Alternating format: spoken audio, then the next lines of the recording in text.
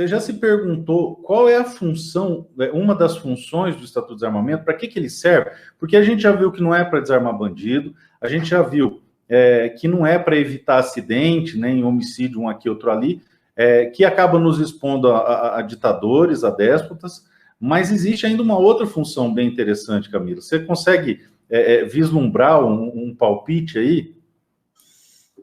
A meu ver, o Estatuto do Desarmamento serve para fortalecer o narcotráfico. Sim, ele é feito para proteger bandido. Um dos objetivos claros da lei de desarmamento é proteger marginal. Então você soma isso aos discursos dos senadores que falam, coitadinho do bandido, se houver reação armada, o bandido pode morrer. O outro lá, que legítima defesa é inconstitucional. Ou ainda a Márcia Tiburi falando que ela é a favor ao assalto. A Marilena Chauí odiando a classe média.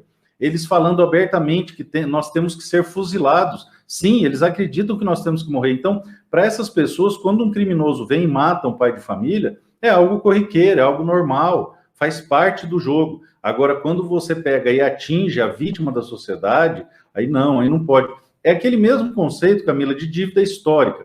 Então, para essas pessoas, nós temos uma dívida social com o lumpenproletariado. Nós devemos a essas pessoas condições melhores. Então, olha, ele nunca trabalhou, ele nunca se interessou em fazer nada, ele sempre foi um cara desonesto, safado, vagabundo, bandido, mas a culpa dele ter ingressado no crime é minha e sua, que acordamos desde sempre para trabalhar, eu trabalho desde pequeno, você também deve ter uma história parecida, tá? A culpa é nossa.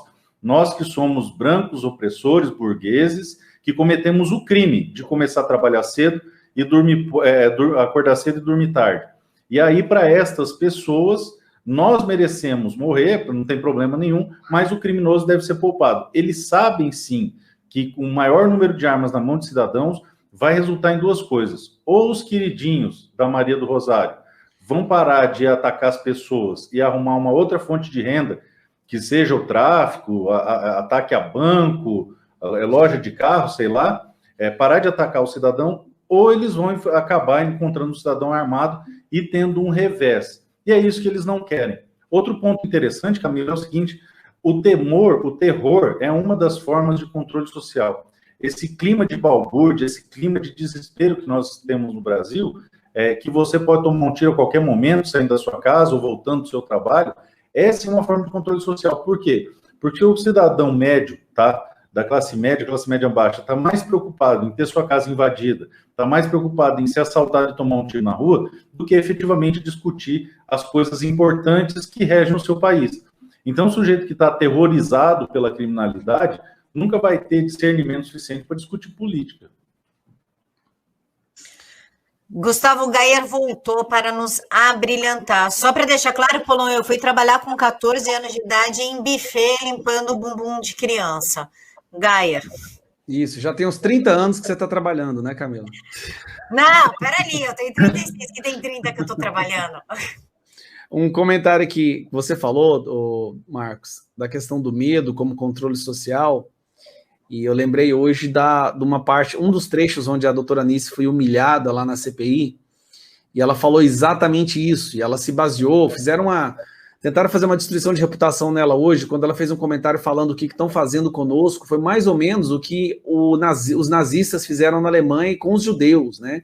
Que colocaram tanto medo nas pessoas que as pessoas perdem a capacidade de reagir, elas se tornam submissas. Inclusive, ela usou um livro de um psicólogo que ficou dentro do campo de concentração e ele chegou a essa conclusão, né? A ferramenta mais eficiente de controle social é o medo, que é o Dr. Frank, né? E ela foi humilhada lá por conta disso.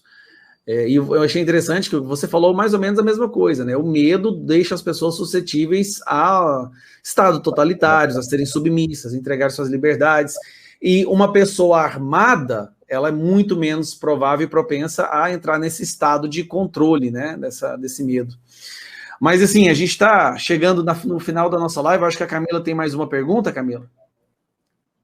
Não, na verdade, eu queria responder o cara do chat que falou assim, a respeito da doutora Nise, humilhada, não sabe de nada. Não, meu querido, quem sabe é você. A Nise, o currículo dela, sendo uma das maiores médicas oncologistas, não sabe de nada. Quem sabe é o Lula que nos roubou e acha que é correto o moleque meter arma na cabeça dos outros e roubar celular. Eu vi um comentário aí, Camila, bem interessante. O sujeito falou: o senador Otto Alencar deu uma aula para a doutora Nilce. Eu não acompanhei a CPI, tá? Eu estou com muita coisa para fazer, acabei não acompanhando. Eu gostaria muito de poder ter acompanhado. Mas o que as pessoas não entendem é que o fato do sujeito ter se formado... abraço para o Lisboa, cara. A gente tem que... Tá aqui assistindo a gente, Lisboa. Então, o pessoal entrou em contato comigo para a gente fazer um negócio junto aí. Vamos fazer rodar. Um abração, gosto bastante de Lisboa, gente boa pra caramba. Mas, enfim, voltando. Eles acham que o sujeito que formou em medicina, ele é médico para sempre. Tá? E não é. Tá? Toda semana os artigos estão se atualizando, os estudos estão se atualizando, as técnicas estão se atualizando. Então, quando o cara entra na política há muito tempo, as raposas velhas da política começam a fazer parte da política já há bastante tempo. No caso desse sujeito que chegou a ser governador da Bahia e mais um monte de coisa, ele está longe da medicina já há algumas décadas. Então, não tem a menor ideia do que está acontecendo. É igual o Chupeta, o Mutreta, ou como alguns gostam de chamar, o Mandetta, que é um corrupto famoso lá no meu estado, tá? Está respondendo um processo da Gisa, bem conhecido lá no Mato Grosso do Sul.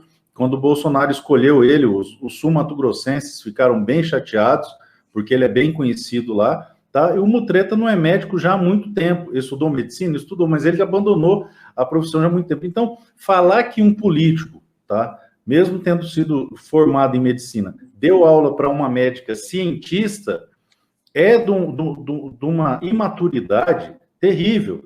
Você vê que a pessoa não tem mais o discernimento, ela é levada exclusivamente por construção de narrativa. E isso é muito grave. E a esquerda cuidou disso também, cuidou de emburrecer as gerações, de nos socar Paulo Freire, goela abaixo, para todo mundo ficar idiota, burro, a ponto de fazer um comentário imbecil desse. Eu tive uma situação em que eu fiz uma demonstração de fatos para um interlocutor, e a pessoa falou, mas isso não importa. Eu falei, mas isso não é opinião, isso aí é fato.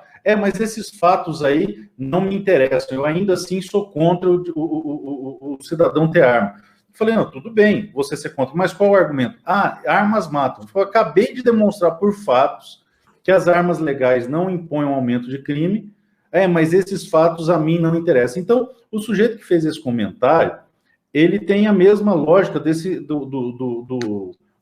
daquele jumentinho petista, comedor de pão de mortadela, que os fatos não interessam mais. Eles estão tão apegados à narrativa que se o Lula for lá na CPI, bêbado, babando, tá? Falar que, Pelotas é a capital mundial do viado, igual tem um vídeo dele.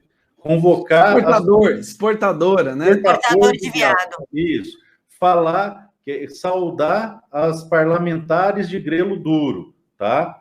Lembrar dos tempos que ele tinha relações zoófilas com cabritas. E depois, ao término de todo esse show de horrores, vomitar, levantar com a barguilha aberta e a calça urinada, esse mesmo pessoal vai falar que ele deu um show na CPI. Então, inclusive dizer que a pandemia, o vírus, é um presente da natureza. Isso, um presente da natureza. Exatamente, é um presente da natureza. E ainda assim eles o defendem, que o criminoso não pode ser preso. Onde já se viu prender um menino de 15 anos que roubou o celular mais mata um estudante, mata um trabalhador simplesmente para mostrar que ele é mau, que ele tem poder. Então, o pessoal que dá ibope para esse povo, fato não importa, formação acadêmica não importa, nada importa. O que importa é a construção de narrativa, eles continuarem felizes naquele reduto de mentiras que eles vivem, porque, afinal de contas, a verdade é dolorosa demais para que eles possam compreender. Exatamente.